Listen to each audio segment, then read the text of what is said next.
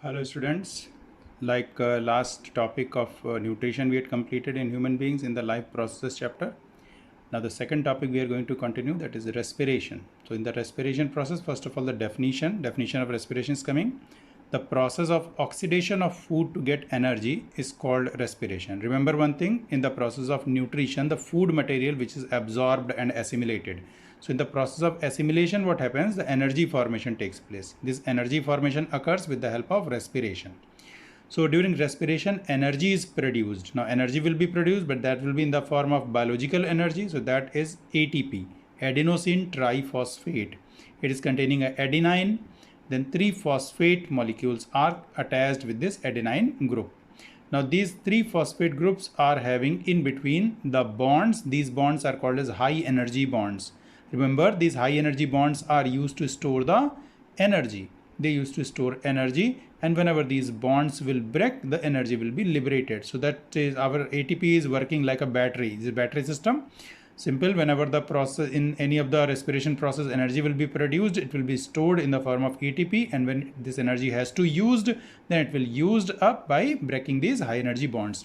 So what happens on breaking of these high energy bonds? What happens? This adenine and then two phosphates will left behind. It's called adenosine diphosphate. ADP will form, and one inorganic phosphate is also liberated out, plus energy will be liberated.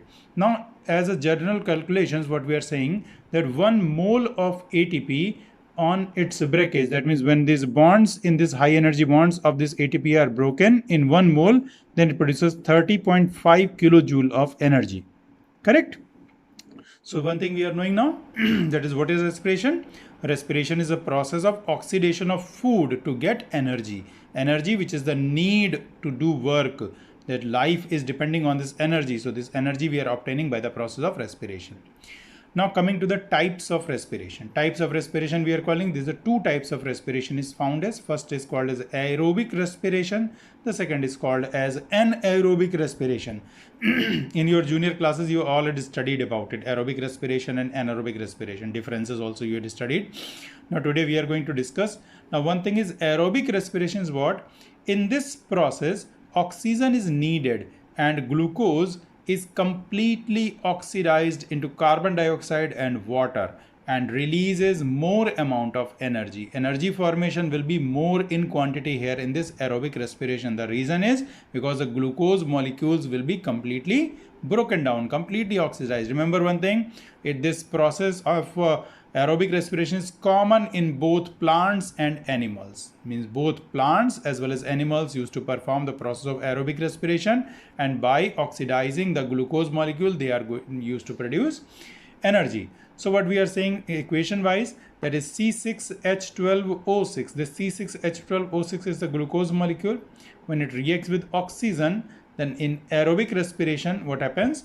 The carbon dioxide molecule will form, plus water will produce, as well as energy will be liberated out. There are 38 molecules of adenosine triphosphate will be liberated when one glucose molecule is broken down or oxidized in the process of aerobic respiration.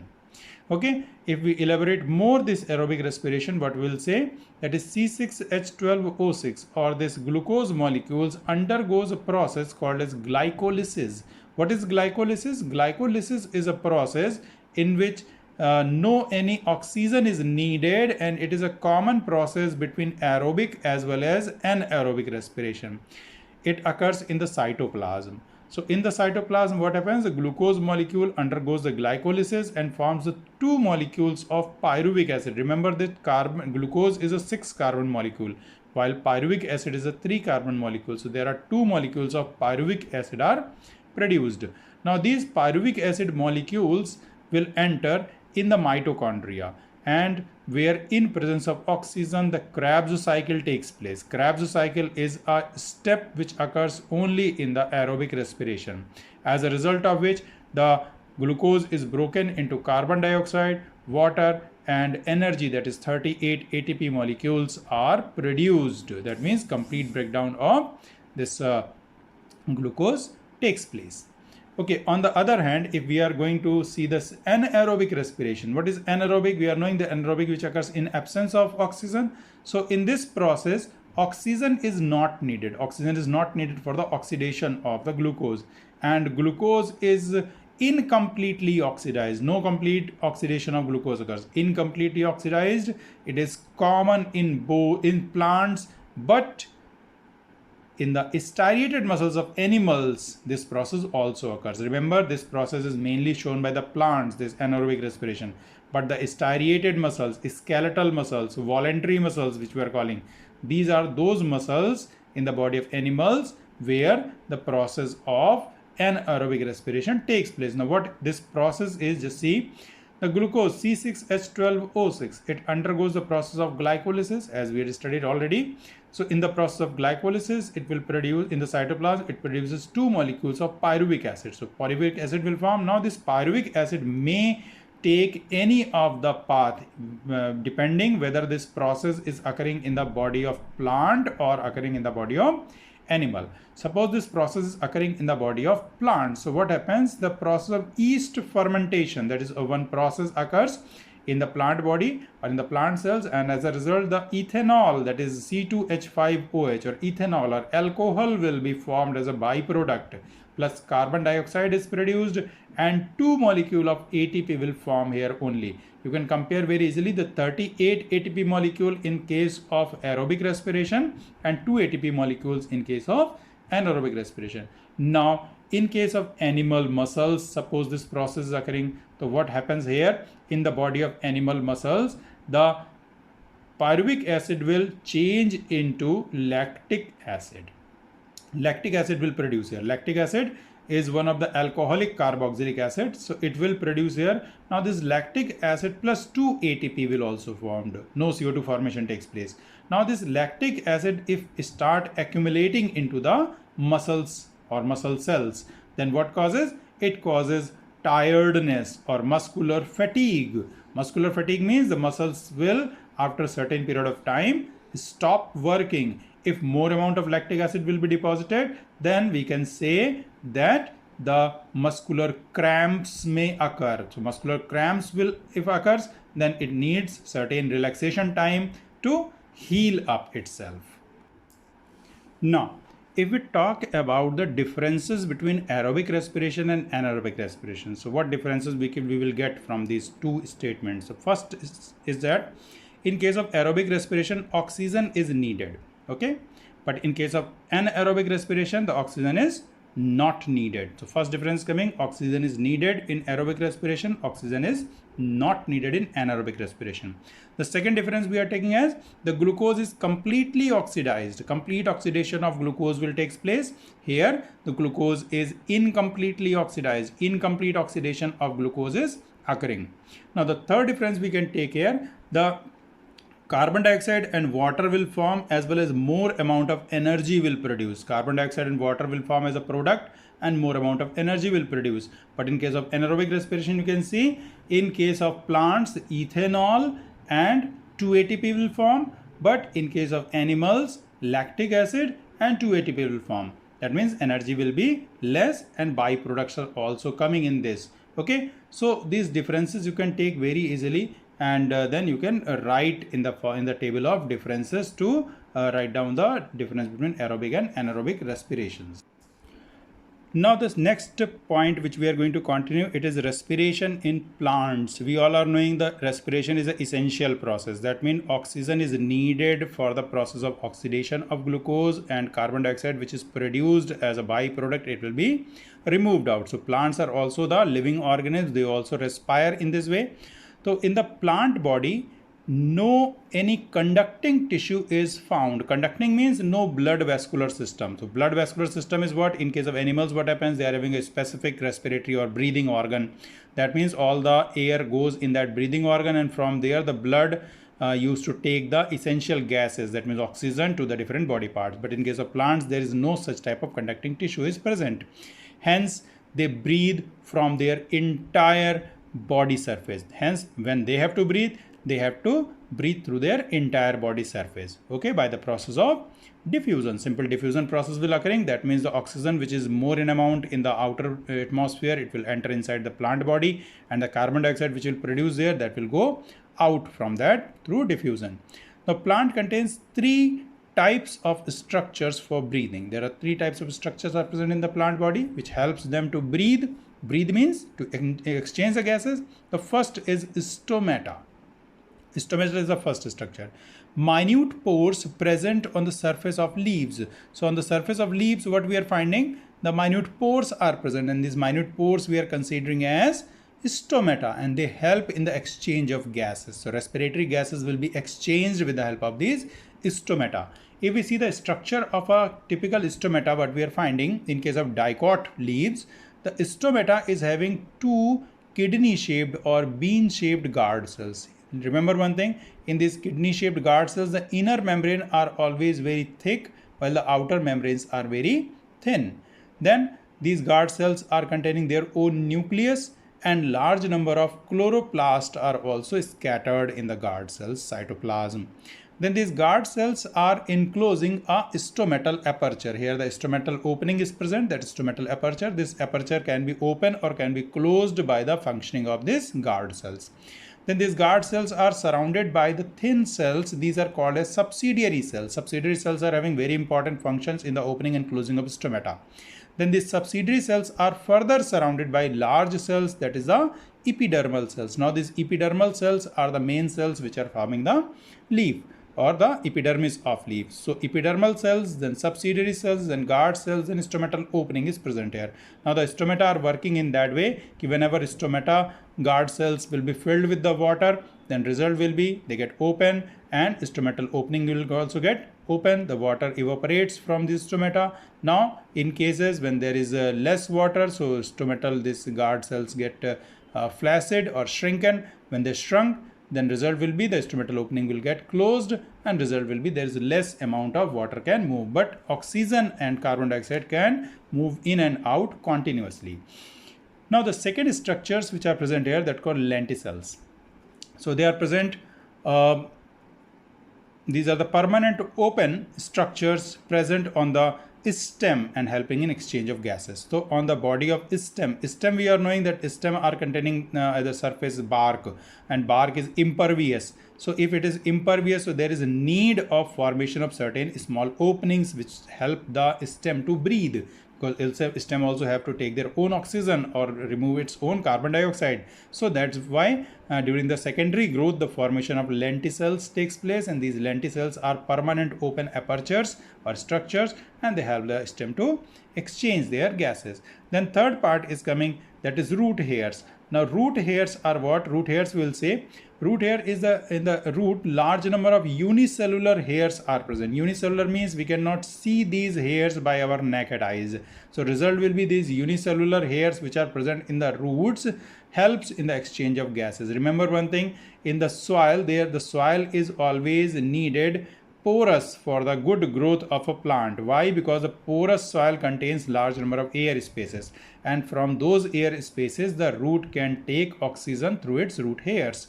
Okay, now the question arises here, why death of a plant occurs in a waterlogged field? Suppose if we are filling the field with water continuously, the water is filled and roots are inside the water continuously, then what happens? The death of the plant occurs. Why? Except in case of paddy, that is needed because it is having the high transpiration rate, so it needed more amount of water. So in a waterlogged field, all the air spaces of soil are occupied by water. Okay, all the spaces which are present in the soil, they will be occupied by water, and root hairs does not get air to breathe. So root hair will be unable to get air to breathe. Hence, root perform anaerobic respiration. So what will start? The root will start performing anaerobic respiration and produces alcohol. So ethanol will produce as a byproduct, and which is poisonous for the plant. Now this alcohol is poisonous for the plant, and hence plant will die. So as a result, what will happen? The plant will die in that case.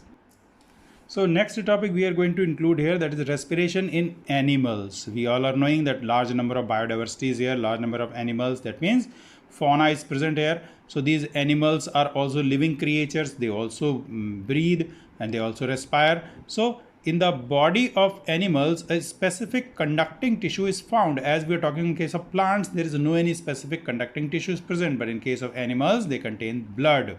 So a specific conducting tissue is found. Hence, they have specific organs for gaseous exchange. Hence, what will happen? In their body, certain organs are developed or they are evolved so that they can exchange their gases by use of those organs. For example, if we say unicellular animals like amoeba, their body surface is meant for the gases exchange. By the process of diffusion, the gases exchange will occur through its body surface. Then in animals like earthworm, if we talk about the earthworm lives inside the soil, so its moist skin is needed or it is meant for the exchange of gases. Then in aquatic animals like fish, like crab, these all are breathing by means of gills. Then in case of insect like grasshopper, spider, okay, spider is a crustacean. So in their case, what happens is spiracle and trachea. Spiracles are minute pores and trachea are the tubes containing chitinous lining. So air is directly carried up to tissues and no conducting tissue like blood is involved in this case. So it is one of the exceptional case. In case of insects, what happens? The spiracles or small holes are present on the body surface and they remain connected with the network of trachea, which are the tubes. So through these holes directly through the tube, this oxygen reaches to their body tissues. There is no need of conducting tissue. In terrestrial animals like frog, like lizard, like human beings, etc. So lungs are the organs for gaseous exchange. So here what happens? The lungs are needed for the exchange of gases. So if we add a question here, like different animals are having different type of organs of gases exchange. Just we had studied above. So different animals are having different type of gases organs for gases exchange. Then what are the common properties of such organs? So what is the common in all those organs that they all are meant for the exchange of gases? So its answer we are giving very simply that the organ for gases exchange in every organism must show following main features. So main features which are needed for those organs so that they can function for the gases exchange are, number first one is, that is they must have large surface area. Their surface area must be large so that more and more amount of gases can be passing through them. The second is they must be thin walled for easy exchange of gases. Okay, so gases can pass across them easily. That is why they must be thin walled. Then third is they must be richly supplied by blood, except in case of insects, of course. So blood supply is also needed in rich amount. That means what we can say, their large surface area, they must be thin walled, as well as they must be richly supplied by blood. These characteristic properties are needed, or which are needed for a organ to be a respiratory organ or a organ for gaseous exchange.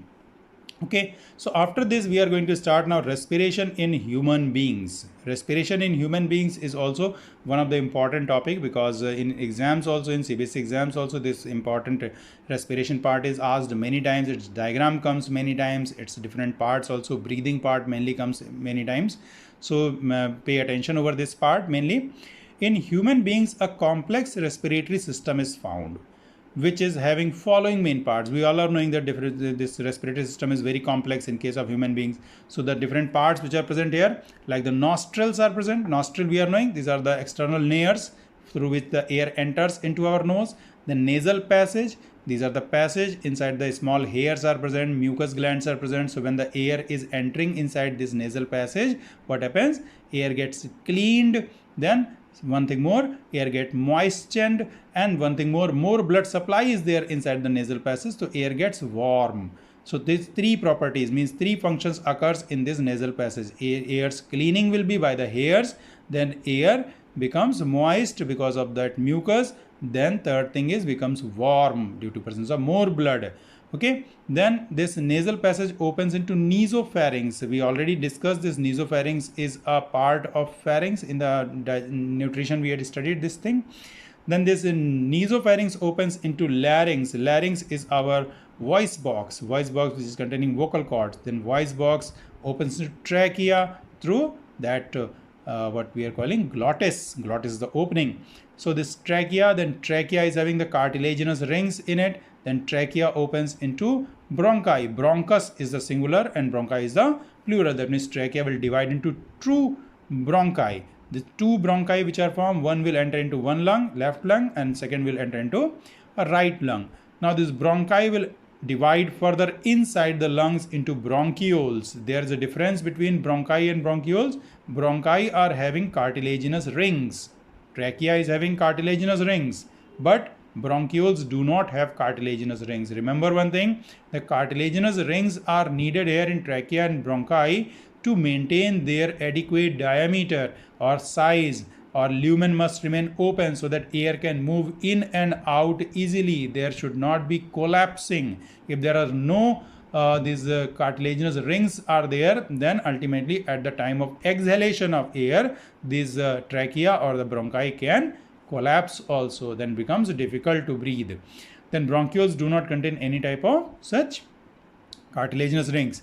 Then these further divide and forms a large number of respiratory branches, and these respiratory branches finally opens into the alveoli. Alveoli are those air sac where the exchange of gases takes place. Now these three structures, bronchioles, respiratory branches, and alveoli, these are present inside the lungs. Lungs are themselves made up of a membrane called pleura. So pleura is the membrane which is forming the lungs, and inside that these alveoli are present, large number alveoli, and here this passage of this air is coming and ending on the alveoli part.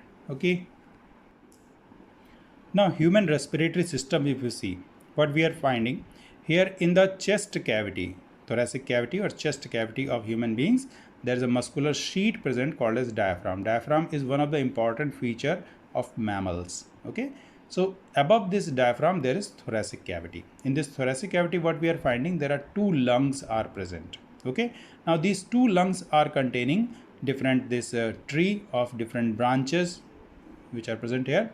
Now we're starting from here, that is nostril is the first part. Nostril, that is the nares through which the air enters into the nasal passage, where the cleaning, warming and moistening of the air occurs.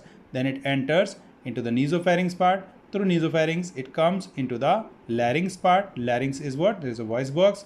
From larynx it enters the trachea. You are finding these are the cartilaginous rings which are present here. They prevent this trachea to collapse. Then this trachea divide into two parts, and these two parts are called as singular bronchus and plural will be bronchi. Then this bronchi further divide, the enters inside the lungs. This is the membrane that's called as pleural membrane.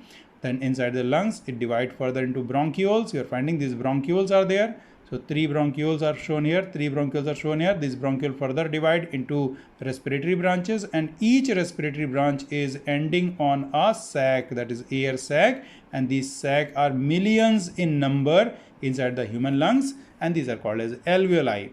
Okay, so this is one of the structure which is shown here.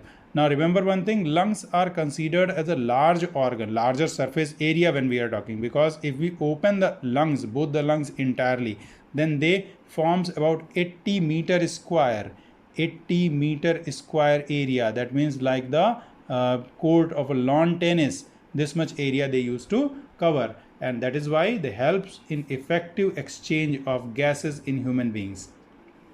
So in human beings, respiration occurs following main steps. This is including this respiration includes the main steps. The first is inhalation, that is taking in of air.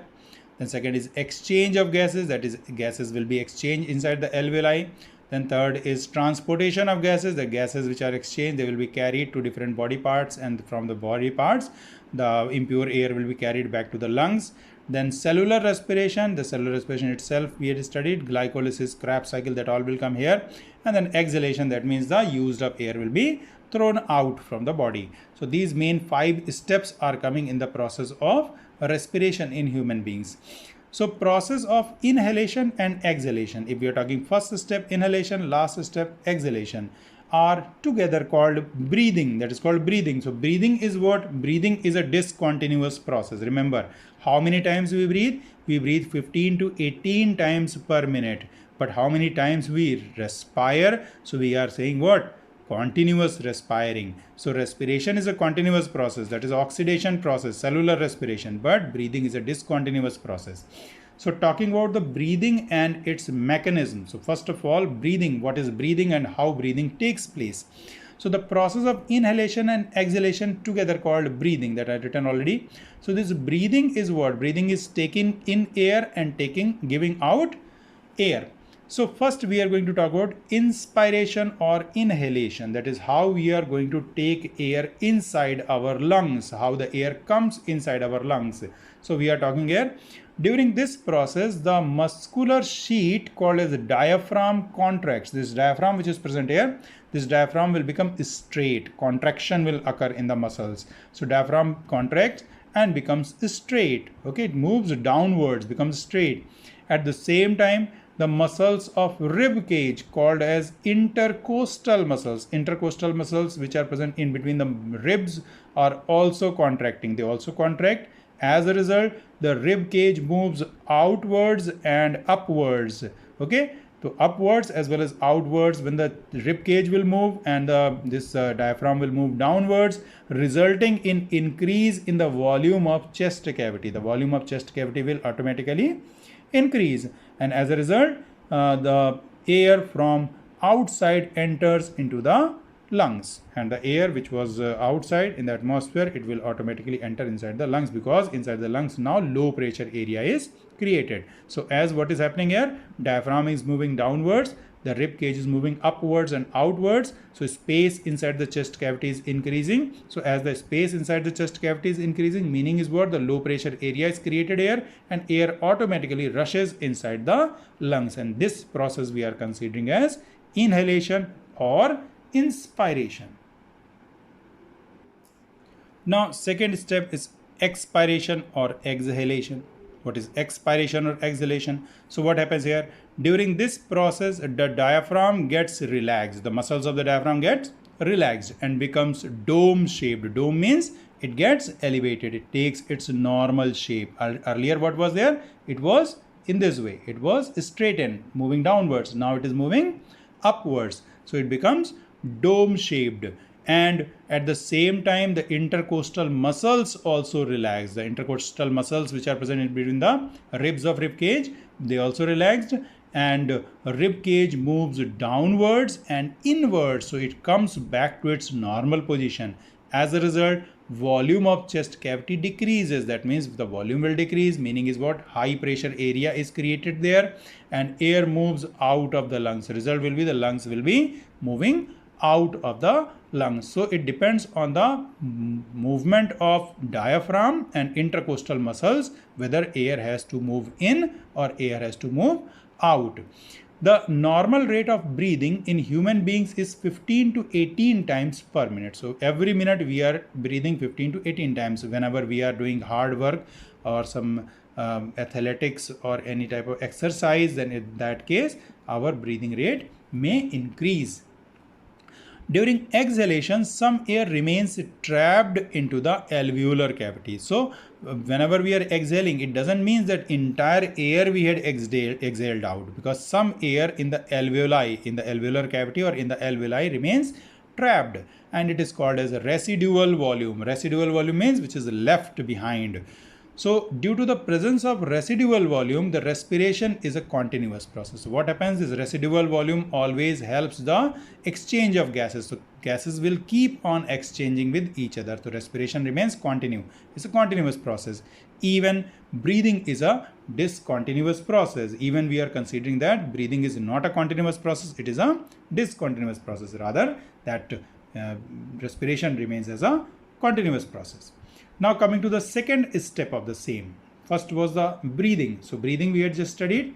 Now second is coming that exchange of gases. Exchange of gases will occur where the air is entering. From where air is entering? Air is entering through the nostril into the nasal passage. From nasal passage it is going into the nasopharynx. From nasopharynx into the larynx. Then larynx to trachea. Then from trachea to bronchus. Then bronchus to bronchioles, from bronchioles to respiratory branches, and finally into the alveoli of the lungs. Now exchange of gases will occur here into the alveoli of lungs. So you can see this diagram I have just drawn. Here we are showing a alveoli. This is one of the alveoli we are showing. The epithelium of the alveoli is shown here. Then when the air enters into the alveoli from outside, it is containing more amount of oxygen. PO2 means it is partial pressure of oxygen, individual pressure of oxygen. So partial pressure of oxygen is much more as compared to partial pressure of carbon dioxide. That is, we are already knowing that air contains 21% of oxygen and 0.03% of carbon dioxide. So carbon dioxide concentration is very less as compared to the oxygen concentration.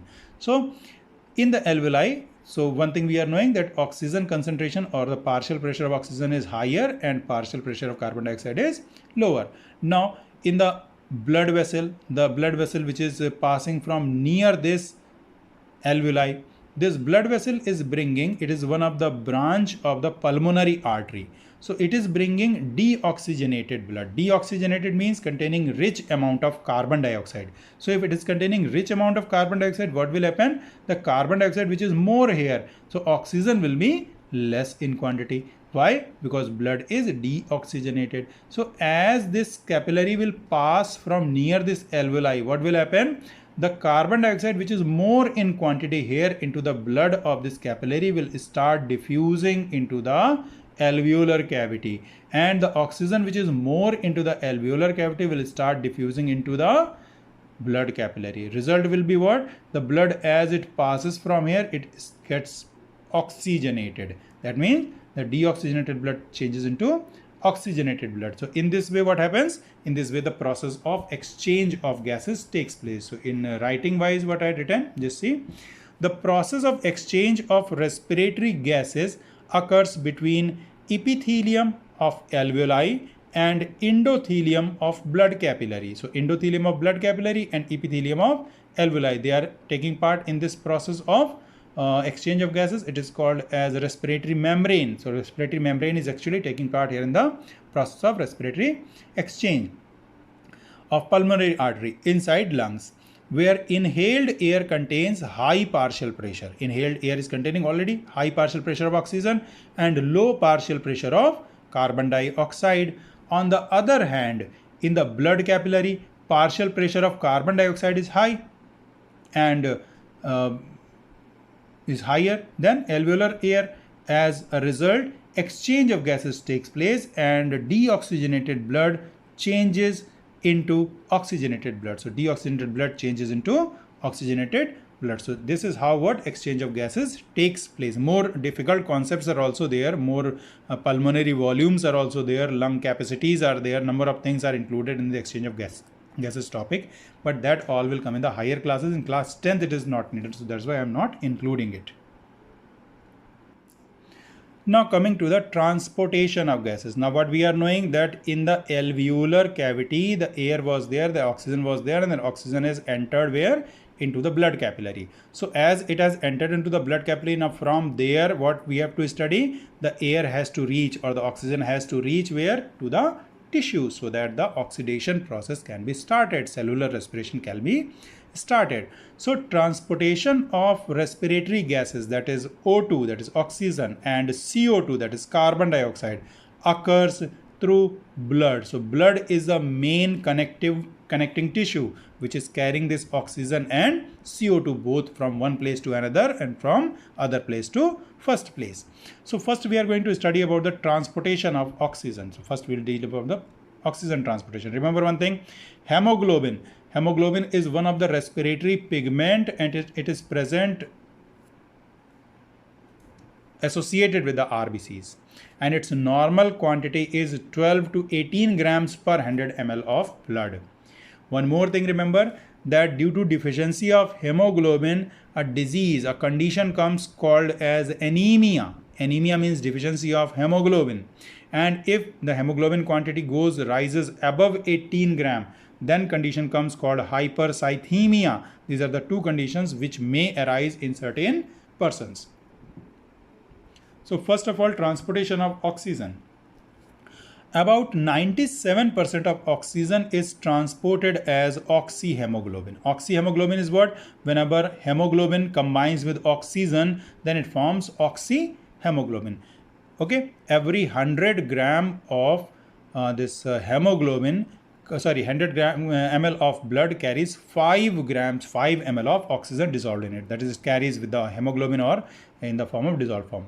So about 97% of oxygen is transported as oxyhemoglobin through RBCs and remaining 3% in dissolved form through plasma from lungs to body tissues. What happens?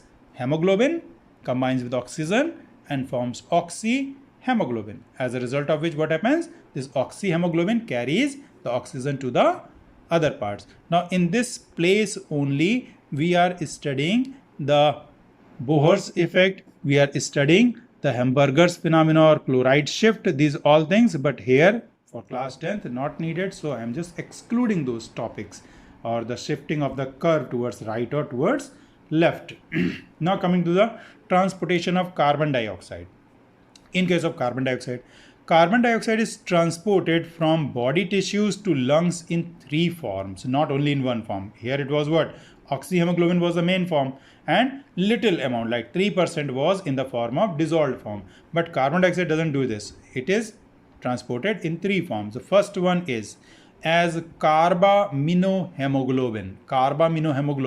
So 23% part of carbon dioxide is transported as carbaminohemoglobin. Carbaminohemoglobin means when the carbon dioxide combines with hemoglobin, it forms carbaminohemoglobin. This carbaminohemoglobin is that compound which is containing hemoglobin combines with carbon dioxide. So carbon dioxide is carried, about 23% part is carried with the help of, in the form of carbaminohemoglobin. Then in dissolved form in plasma, so in the dissolved form in plasma, about 7% part is carried in dissolved form in plasma. So plasma also dissolves some amount of carbon dioxide and carries it, like the 3% of oxygen, so here 7% of carbon dioxide. Now, as bicarbonates in plasma and RBC. So RBC as well as plasma both are containing the bicarbonates. Remember one thing, amount of bicarbonate formation is faster in case of RBCs because of presence of one of the enzyme called as carbonyl anhydrase, which is absent in the plasma. So as bicarbonate in plasma and RBCs, 70% part of this carbon dioxide is carried in the form of bicarbonates. Means what happens? The water, when reacts with carbon dioxide, it forms carbonic acid or H2CO3. Now as it is an unstable acid, so it will break into hydrogen ion or proton and HCO3 negative, that is bicarbonate ion. So this bicarbonate which is produced here, it is that form in which the maximum, that is the 70% part of the carbon dioxide, will be carried from one body part to another body part. Now coming to the cellular respiration. This is the cellular main process where the energy formation in the form of ATP will occur. ATP is called as the energy currency of the cell because it is needed to do the work. So cellular respiration is that where the process of this energy formation takes place. So in the process of oxidation of food occurs in the mitochondria of cell to produce ATP. ATP formation occurs where? Into the mitochondria. It includes 3 main steps. Here the 3 steps are coming. First is glycolysis, second is Krebs cycle, third is electron transport chain. So glycolysis, it is what? It is common in both aerobic as well as anaerobic respiration. It occurs in the cytoplasm. Oxygen is not needed. Then second, Krebs cycle occurs in the mitochondria where oxygen is needed. Electron transport chain occurs in the mitochondria. Oxygen is needed. So ultimately what happens? By these 3 steps, the formation of energy takes place in the form of ATP. Now one more topic which is included here in your syllabus, that is carbon monoxide poisoning. Carbon monoxide, CO. Carbon monoxide is mainly CO. So CO is what? Carbon monoxide. It is produced mainly due to incomplete combustion of fossil fuel. So carbon monoxide poisoning, wherever we are talking. So carbon monoxide is a poisonous gas. Remember, it is a poisonous gas and it reacts very vigorously with hemoglobin. So whenever oxygen as well as carbon monoxide and carbon dioxide, all 3 are available. So what happens? Hemoglobin prefer to react with carbon monoxide, second with oxygen, third with carbon dioxide. Okay, so with hemoglobin, and forms carboxyhemoglobin. One more compound will produce here called as carboxyhemoglobin. Due to presence of carbon monoxide in the surrounding medium, most of the hemoglobin reacts with it and supply of oxygen is affected. So what happens if we are in a medium which is rich in carbon monoxide? So what will happen? Our most of the hemoglobin will prefer to react with the carbon monoxide, and most of the hemoglobin will be occupied by carbon monoxide. So there will be very less place or no place for the oxygen to react, and with it, and supply of oxygen is affected. As a result, what happens? Up to our tissues or body tissues, the oxygen cannot reaches in proper quantity. As a result, the person may become unconscious. So it may cause what? Unconsciousness in the pupil, and in severe cases it may cause death. So person can die also in severe cases, otherwise unconsciousness occurs in the person. Okay, so this we are considering as carbon monoxide poisoning. Now coming to the experiment of respiration. So what experiment of respiration we have to study here? Very simple thing. Just see, experiment to show that exhaled air contains carbon dioxide. If we are exhaling air, it contains carbon dioxide. We want to show this. So what we have taken? We have taken lime water. Okay, how to make lime water? Lime water preparation method is very simple. Take quick lime, that is calcium oxide, then react with water, that H2O, then it will form CaOH whole twice. That means slaked lime plus large amount of heat will be evolved in this process. This slaked lime, you just filter it out. Filter. After filtration, what we are getting? You are getting lime water. Now this lime water is colorless. It is not having any color in it. It is the supernatant of that calcium hydroxide. So this lime water we had taken in a freshly prepared lime water we had taken in a test tube, and then we had fitted a cork. With the cork borer we made the two holes in one delivery tube, in another this bent delivery tube we had inserted. So in the first delivery tube, when we exhale the air through our mouth, what we are finding? The lime water turns milky. So when it turns milky, what it shows? That is, the air contains carbon dioxide. Why it turns milky? Because calcium hydroxide or your lime water, when it reacts with carbon dioxide, so the product which will produce here, that is CaCO3 or limestone, which is white in color. So the limestone formation will occur. So that limestone formation indicates that the carbon dioxide is present here into the exhaled air. So when lime water comes in contact with carbon dioxide, then its color turns milky. Hence, when exhaled air is passed through lime water, its color changes to milky, and it indicates that exhaled air contains carbon dioxide. So till this respiration portion we had completed. Next transportation portion we will start in the next video. Till that, thank you and bye.